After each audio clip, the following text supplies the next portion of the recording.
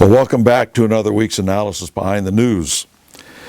We've been asked recently about a number of things relative to the subject of terrorism, so I thought I would dwell on that this week and reiterate some of the things that we've said in the past and show you some increased documentation of those facts. As you know, the terrorist attack on 9/11 into the Twin Towers in the city of New York led to a series of events very quickly over a matter of hours and days that gave us homeland security, the increased in TSA at the airports and other areas to where the Bill of Rights came under serious attack within our own country by our own government in violation of freedom of speech, in violation of the right against searches and seizures without a warrant, on and on and on and on. You are very familiar with all of those things. I wrote a little booklet called Exposing Terrorism, which outlined some of this information. But recently, one of our young researchers who graduated a couple of years ago from Seton Hall in New York, we'll forgive him of that,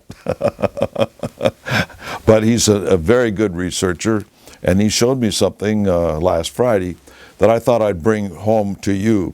One is Soviet power and Islam.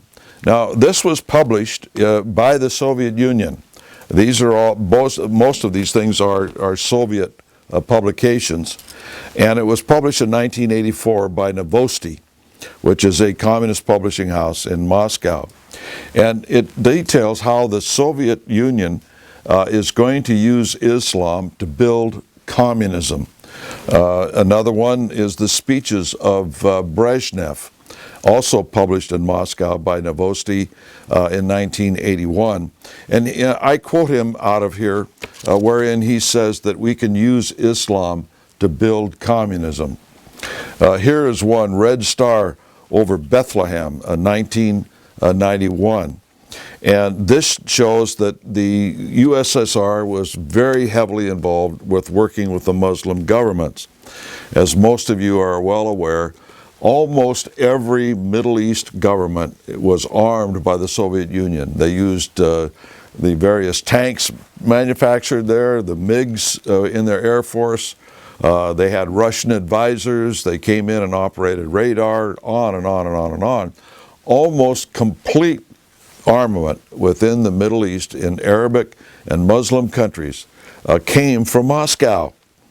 That's a tremendous interaction between these two governments. And according to the minutes from some of these meetings, they could not go to war without Brezhnev and company giving them permission. That apparently was part of the deal of being armed and so on and so forth. Iraq, for instance, before Saddam Hussein, had the largest communist party of any Muslim state. Another one, terrorism and the Soviet connection. Now, what makes this one so important is this book was actually recommended by the U.S. State Department, and it was co-authored by Ray Klein, who used to be one of the big experts in the CIA and national security area on terrorism. And in here, and this is 1984 as well, it details all the KGB, that's the secret police of the Soviet Union, all the KGB terrorist camps. Now, when Russia collapsed, these terrorist camps didn't go away. They just didn't fold up their tent and say, well, we're not going to train terrorists any longer. We're not going to arm terrorists any longer. As we know, terrorists still are armed with Russian or Chinese weapons, almost exclusively. It still shows the intertie between Russia, China, and the terrorist, Muslim terrorist organizations. Almost all the other terrorist organizations that existed, like out of Japan and Germany and such, went away, except those in the Muslim countries. That was part of making everybody think that, well, okay, they're friendly now. Communism has died. We don't have to worry about communist Germans anymore, or communist Japanese, or whatever. But we do have to worry about communist Muslims. And then Behind the Desert Storm, this was 2011, a very recent publication. And this man worked in the KGB. This man used to be able to access all the emails from Brezhnev and Andropov and other individuals who were the heads of the KGB. And he also saw Gorbachev's emails and that sort of thing. It actually has the minutes of the meetings between Gorbachev and the leaders of Mideast countries, outlining what they have in mind. It also points out, by the way, that the USSR, Communist Russia, published anti-Semitic materials and then flooded them out into the Middle East in these Muslim countries to raise the level of ire and concern over Israel and Jews. The fact that, I'm just saying this, it's not a fact, but the fact that the United States is run by Jews.